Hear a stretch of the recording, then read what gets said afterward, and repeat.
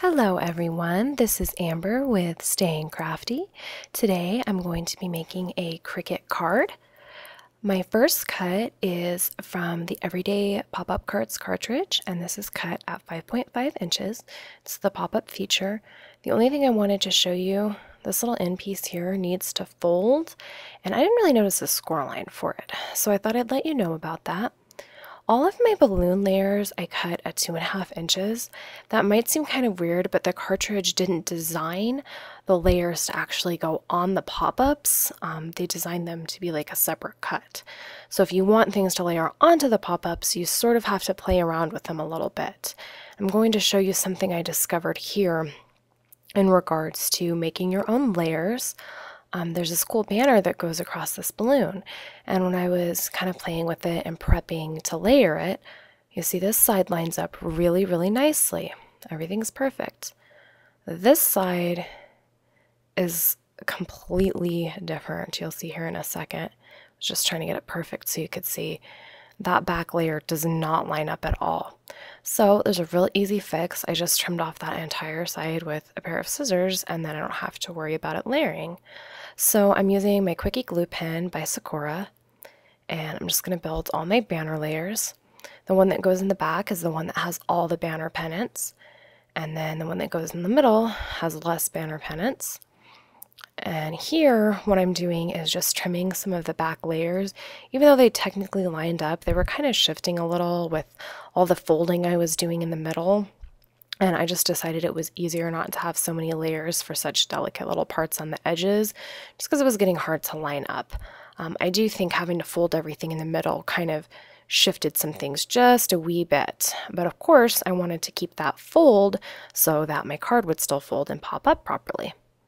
So there's my last layer of banner there. And now I'm taking a close to cocoa marker from Stampin' Up, and I'm coloring in where the basket would be. The cuts for the basket, they didn't line up right at all for the pop-up.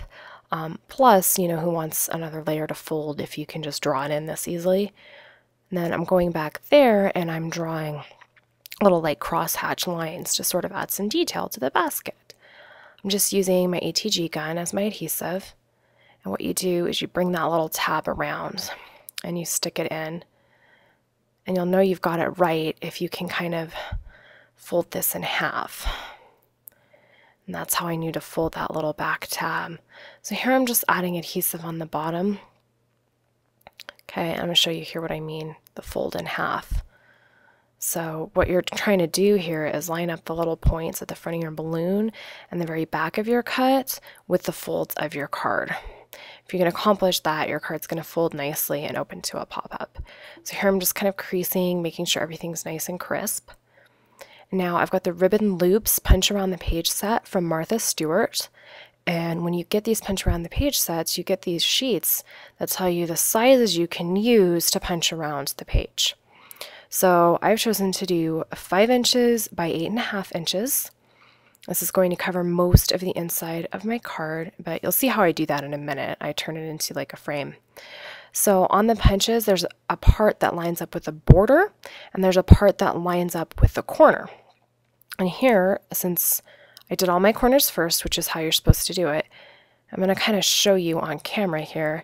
You line up that corner right there on the inside. And then you just go ahead and keep punching along. And so you line up the corners first, and then for the middle portions, you're lining up the border section, which is towards the outer end of the punch. So now I've got my paper trimmer here.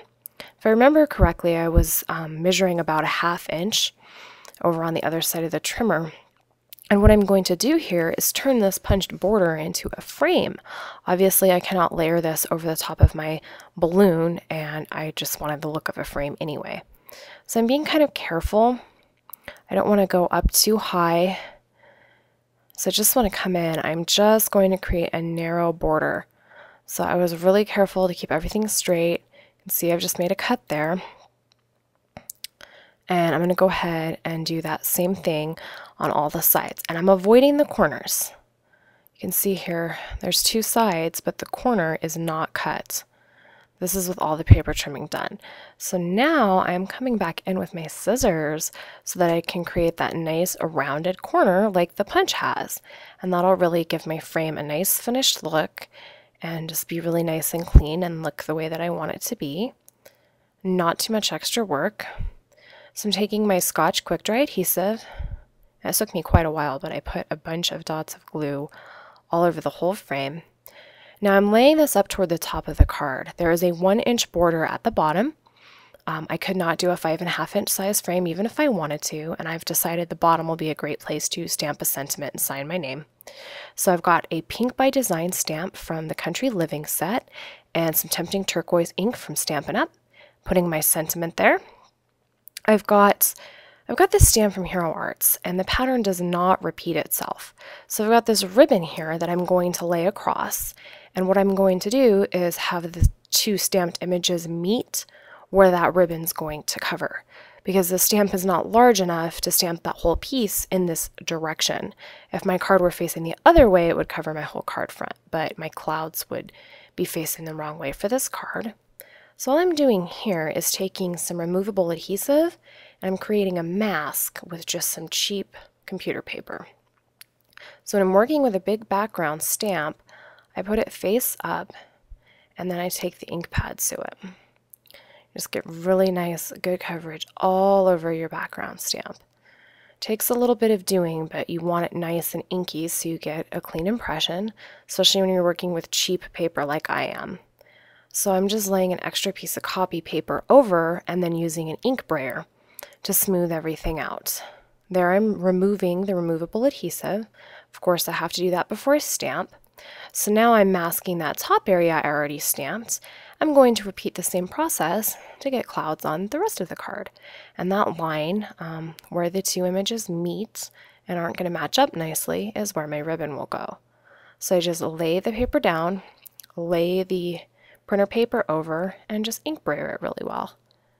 You can see I've got that done. Now I'm laying my ribbon across and I'm going to cut it where I want it. I've got some Stays On ink in Timber Brown. I'm taking another Pink by Design stamp from the same stamp set, and I'm stamping directly onto my ribbon, which I think is kind of cool. And I'm just securing my ribbon first in the back with tape, and then I decided to go ahead and add a little bit of ATG adhesive as well. I'm just doing a little knot in the front there. I'm just going to trim the tails of the knot at an angle just to be a little decorative. Not as fancy as a bow, but not as plain as just the ribbon. So now I've got this craft cardstock, and it's actually going to cover my entire card front, but it's going to create sort of a framed look around my blue sky with my clouds. So I've cut all these pieces from the Country Life cartridge, and it's just sort of a rolling hills with the sun coming up behind them type of a scene. So I'm going to be inking up all the green layers with various Stampin' Up! Inks and just some cut up sponges. And I'm just going to be layering them all together. I won't show you the whole process, but I'll show you bits and pieces of it. Now these two layers that go right on top of each other, I cut in the same green cardstock because I only had so many colors of green. So the back layer I inked up really well to actually make it a little bit darker, and that gave it a really nice depth. So even though the piece layered over it is the exact same color, it really doesn't look that way because I did such deep inking on the back layer. You can see that's got some nice depth now.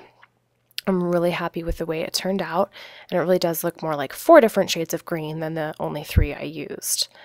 So now I'm just taking this whole scene I've created, covering the entire front of my card with it, and as a very finishing touch, I am taking some yellow stickles to outline my sun. So I'm going to show you a few pictures of the finished card. Thank you so very much for watching. I hope you have a wonderful and very crafty day. Remember, there's always lots of new projects on my blog if you want to come visit me there at stayingcrafty.blogspot.com. So have a great day.